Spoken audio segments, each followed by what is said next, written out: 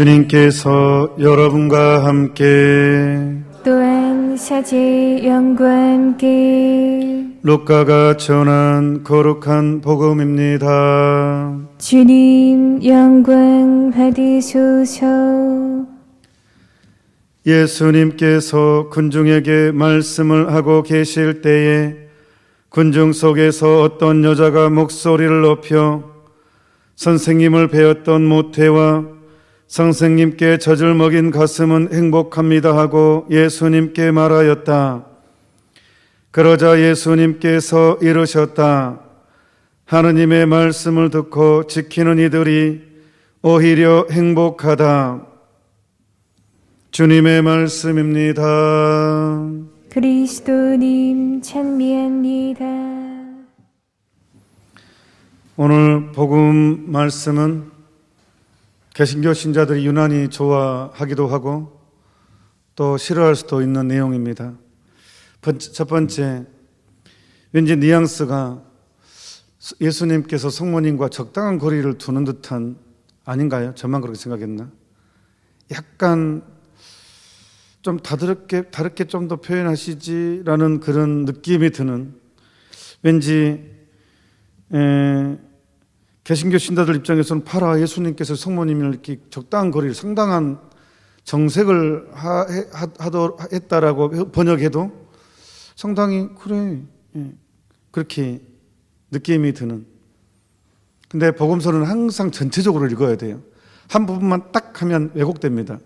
자, 전체적으로 보라는 것은 요한복음 2장 5절 물이 포도주로 바뀐 기적과 요한복음 19장 예수님의 유언, 사람이 가장 중요한 순간은 유언할 때이듯이 예수님의 마지막 죽음의 순간에 마지막 하신 예수님의 유언은 어머니 잘못이라는 거잖아요. 그러니까 이분이 효자라는 것은 의심의 여지가 없습니다. 참 인간이시기 때문에 참 효자이십니다. 모든 인간의 기준이기 때문에 예수님은 머리이시고, 그렇기 때문에 이분이 정말 인간의 가장 큰 효자, 가장 큰 모범이시기 때문에 의심의 여지가 없습니다. 그렇다면 왜 선생님을 배웠던 모태와 선생님께 젖을 먹인 가슴은 행복합니다 라고 했을 때 하느님의 말씀을 듣고 지키는 이들이 오히려 행복하다라고 이렇게 할 수 있는가? 조선 후기에 정조대왕, 보통 왕을 그냥 왕이라 하지만 정조한테는 대왕이라고 해요. 후세의 사람들이. 그래도 조선시대 세종대왕하고 이 정조대왕을 상당히 좀 꼽습니다. 선왕으로. 근데 정조대왕이 갑자기 죽죠. 갑자기. 그래서 지금도 이게 독살이다, 자연사다 말이 많은데 하여튼 저도 궁금합니다. 정조의 죽음이 엄청난 파장이죠. 당시에 정조가 정말 아끼던 신하가 있었습니다. 몇 명 있었는데 그 중에 특별히 아끼는 신하 중에 한 명이 다산 정약용이었습니다. 그리고 천주교 계통의 남인 계열의 학자가 천주교 신자가 많았는데 그쪽을 좀 많이 중용을 했었어요. 이 정조께서. 근데 갑자기 이제 돌아가시고 순조가 이제 어린 나이에 이제 정순왕후가 이제 수렴청정을 하게 되죠. 피바람이 불죠. 어떤 피바람이냐? 정조가 아꼈던 사람을 싹 죽입니다. 정조는 끊임없이 그 외척의 세력에 시달렸죠. 그래서 항상 항상 잘 때도 칼을 준비하고 독살의 위험이 항상 시달렸었어요. 정조가 막 헛것도 보고, 실제로 그런 사건도 있었고, 정조가 침실에 들어오고 막 괴한이. 그렇기 때문에 정조는 끊임없이 그런 시달림을 받았었는데, 그래서 특별히 마음을 쓰는 사람이 남은 계열, 자기 마음을 열어놓고 하는, 그 중에 이제 다산 정약용이 아주 그래서 수원송도 책임 설계하도록 맡기고 하여튼 그랬죠. 근데 정조가 죽고, 강론 빨리 끝내야 된다고 했는데, 강론을 짧게 한다고 했는데, 5분 안에 끝날 겁니다, 5분 안에. 근데 정조가 죽으니까 정약용이 딱 예언을 해요.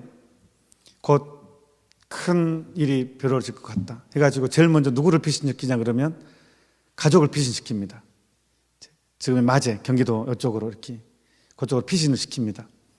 그러니까 누구나 사랑하는 사람에 대해서는 대비를 하죠. 어떤 위기가 오면 피신을 시킨다는 거. 예수님도 마찬가지예요. 예수님이 공생활을 할 때 지금 얘기하려고, 공생활을 할 때 당신이 바리사이파 사람들, 율법학자들에 의해서 어떤 모리를 받고 어떤 고난을 당했다는 것을 뻔히 알죠. 예. 그래서 당신이 계속 시달림을 받고 고통을 당하기 때문에 어머니에 대한 보호 본능이 있습니다. 여기서 만약에 어머니를 찢겨 세워버리면 어머니 똑같이 공격을 당하게 돼 있습니다. 그러니까 일단 어머니에 대한 보호, 또 호기심, 사람들의 호기심과 율법학자들, 바리새파 사람들의 또 타겟이 된다는 우리 불보듯 뻔하죠.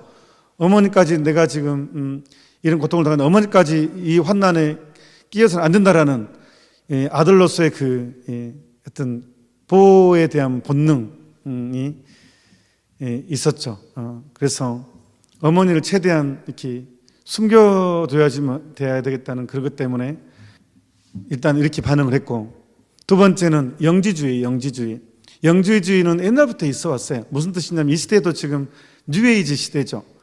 뉴에이지 시대를 보면 그 기반이 영주주의가 딱 중심에 자리 잡고 있거든요. 영주주의, 이 시대를 영주주의 시대라고 하는데 많은 사상들이 이 영주주의를 품고 있어요.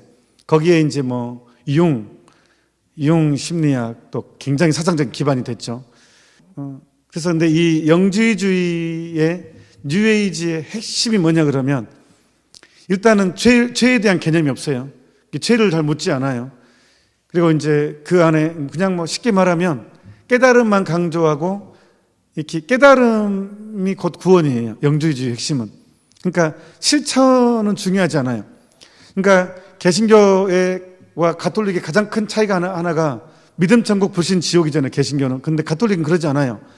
너의 믿음이 행실로 드러내지 못하면 죽은 믿음이다. 야고보서의 가르침대로 믿음이라는 것은 행실로 드러내야 된다. 이게 핵심이거든요. 믿음은 행실로 드러내라. 예. 그리스도의 향기가 나야 된다. 사람한테는 이게 우리 신앙이거든요. 그러니까 당시 사람들은 그쪽의 개념도 있었어요. 그냥 깨달음.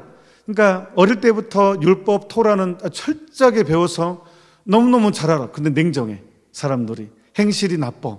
막 고리대금하고 있고 욕심껏 채우고, 아니 하느님 입에서는 하느님 얘기를 정말 많이 하고 어릴 때부터 교육받아 왔고 해당에서 정기적으로 뭐 가르침 받고 하는데 사람들한테 냉정하지, 고리대금하지, 욕심 채우지, 죄에 대해서는 잘 묻지 않지. 그러니까 딱 예수님이 봤을 때는 아니 당신이 군중을 가르치는데 감동은 받아, 눈물도 흘려. 그런데 삶이 안 바뀌어.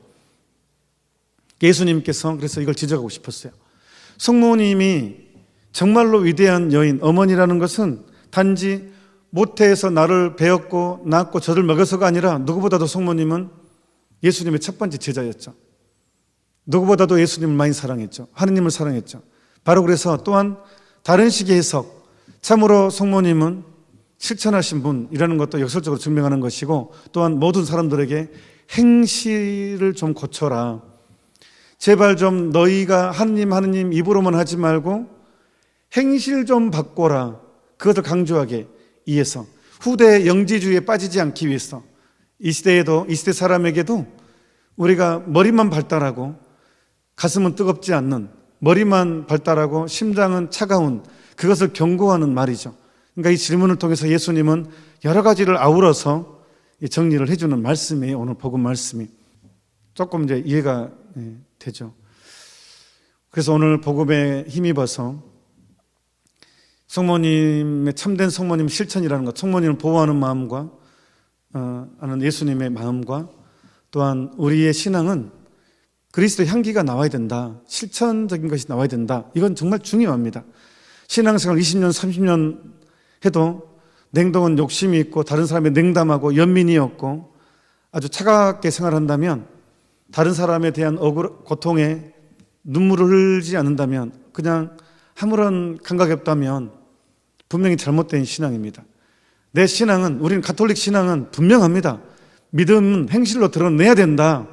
안 그러면 죽은 믿음이다. 그래서 우리가 실천적인 것 하나를 꼭 제시하고 싶었어요. 뭐냐, 너무 얘기를 많이 하면 강론 좋아요 해놓고 그대로니까 한 가지 오늘 그냥 복음의 힘입어서 한 가지만 한번 있는 힘을 다해서 한번 고쳐봅시다. 그게 뭐냐? 다른 사람의 허물을 끄집어내지 않기. 가장 가까운 사람부터. 우리는 모두 약점이 있어요. 허물이 있어요. 허물 없는 사람이 어디 있어요? 근데 그 사람의 약점을 다른 사람한테 끄집어내서 때리지 않기. 그리고 그 사람을 때릴 때 그 사람의 당신은 이랬고 과거에 이래서 또 끄집으면 또 때려. 끄집으면 또 때려. 이제 그러지 않기. 과거를 묻지 마세요.